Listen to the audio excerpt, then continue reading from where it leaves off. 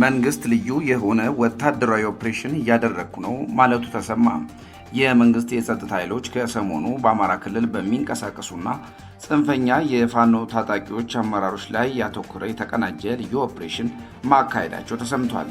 ይህ እርምጃ በክልሉ ዘላቂ ሰላምና መረጋጋትን ለመመለስ እንዲሁም የታጠቁ ኃይሎችንም አቅም ለማዳከም የተወሰደ መሆኑም ተመላክቷል። የጸጥታ አካላት በክልሉ የተለያዩ አካባቢዎች ባደረጉት የተቀናጀ እንቅስቃሴ በተለይ የቡድኑን የአመራር ሰንሰለት፣ የሎጂስቲክ አቅርቦትና የውሳኔ ሰጪ አካላትን መዳረሻዎች መነሻ ያደረገ ጥቃትና ክትትል መደረጉም ታውቋል።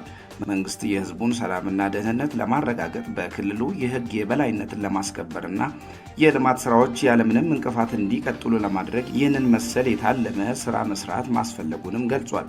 ከዚህ ቀደም የተደረጉ የሰላም ጥሪዎችን ወደ ጎን በመተው የኃይል አማራጭን መርጧል የተባሉ አካላት ላይ ያተኮረ መሆኑም ተጠቁሟል።